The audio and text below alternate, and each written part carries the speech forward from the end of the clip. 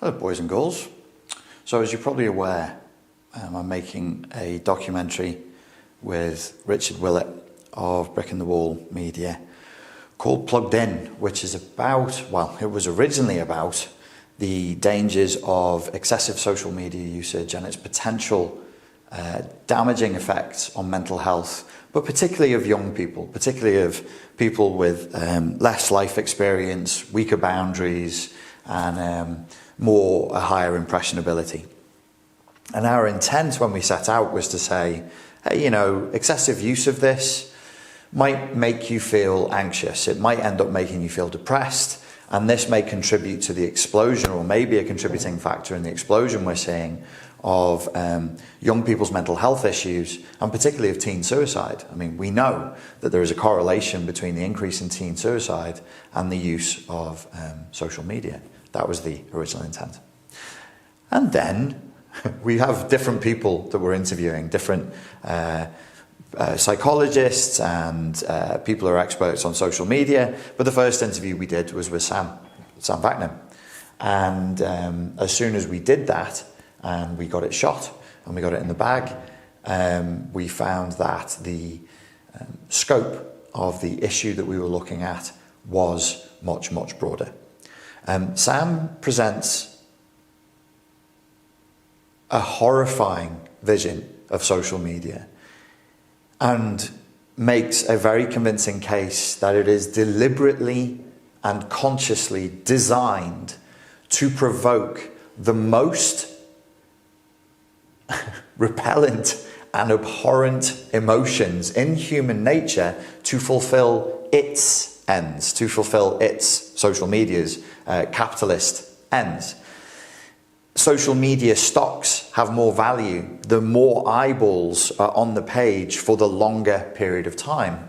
And the way to captivate the most amount of eyeballs on the page for the longest period of time is to invoke anxiety, is to invoke rage, is to invoke the negative elements of envy that make you not want to healthily compete and model the person you're envious of and do what they're doing, but actually you just loathe and impotently rage against this person who has things that you feel you're entitled to, but you're being denied. So when that then means the implications for this are huge. It would mean that we're probably, because I'm totally convinced by it. If you're interested in seeing the interview, the link is on the Plugged In documentary Facebook page. It's a full hour-and-a-half long interview. You've got to strap yourself in for it. It means that it's well within the realms of possibility that we will see large class action lawsuits against social media companies, because it's provable that they've done this deliberately. And it's provable that they've done it despite knowing that they're increasing social isolation. Yes, social media increases social isolation, which increases loneliness, which increases depression, which increases rates of suicide. It wouldn't be true to say that it rewards cyberbullying, but it provides an environment in which you are conditioned. Sam presents the case that we're not actually addicted to social media, that what we've undergone is worse than an addicting process, but rather a conditioning process. And he describes the difference in the interview in the link below. We're conditioned to think in a way, and to feel in a way, and to operate in a way, and use social media in a way that, if not encouraging cyberbullying, permits it and rewards it, because it provokes an us versus them scenario. The implications of this I found horrifying. It doesn't just mean, oh, you know, the clicks and bells and whistles of social media, it's inducing like in a bite-sized chunk, low concentration, low resilience, ADHD style of interaction with other human beings into reality because it's too much stimulation, but it's really only affecting young people. To actually going, no, this is corrupting and perverting the whole social construct in which we live. It's damaging the whole, the way in which we communicate with one another, the way in which we think about the world, and it's actually breeding a very, very, very malignant broad-scale effect. So we've gone from saying too much social media is not good for kids, reduce it from 5 hours a day to 45 minutes a day, everything's going to be okay, to sort of saying, well, now we're not really saying anything, we're just going to present the case, we're just going to go, this is what it is, make of it what you will. I am, through the interview with Sam, in 90 minutes, I'm 1000% convinced it is a deliberately constructed, emotionally violent, dehumanizing, anti-humanity environment.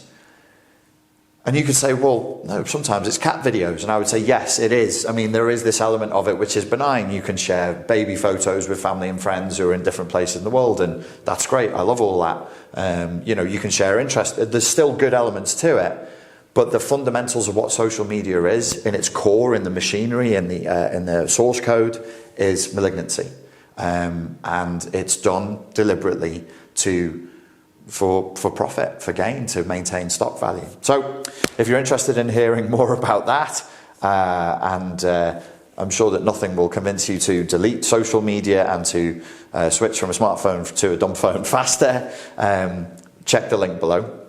That's on our Plugged In documentary Facebook page. If you want to keep up with the progress of the documentary and which direction it's going in, then like that page and you can follow us there. Many people have been saying, hey, you're promoting this through social media. Well, yes, because that's the best way of getting the job done. And we're going to use social media to warn people about social media. We're going to use the virus as a way of creating an antivirus vaccine. And Sam also presents the case that this is probably inevitable. It's probably inevitable that the virus that is social media will be self-limiting. And what he says is that us making this documentary is actually one of many people are coming to this same conclusion. We're not alone in this.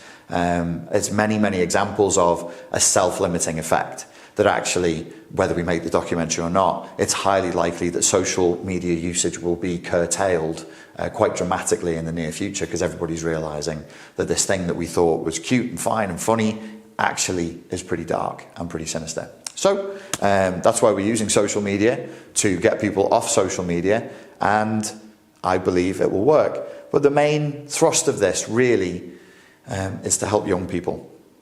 Help them to understand that the way they feel is not normal. The way they feel is not their fault.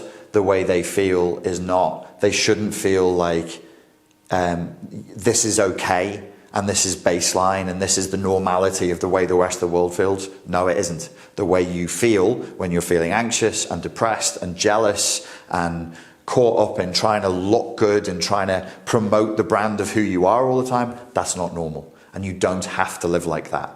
That is a indoctrinated, brainwashed way of doing things, and it's only a question of undoing that brainwashing and breaking that conditioning, and then you can stop and regain some freedom. And hopefully this will improve the mental health of young people and reduce their confusion and anxiety that they're clearly going through right now. So that's the intent. As ever, thank you for your time and your attention. If you're interested in seeing that interview in full, hit the link below and check it out. Thank you.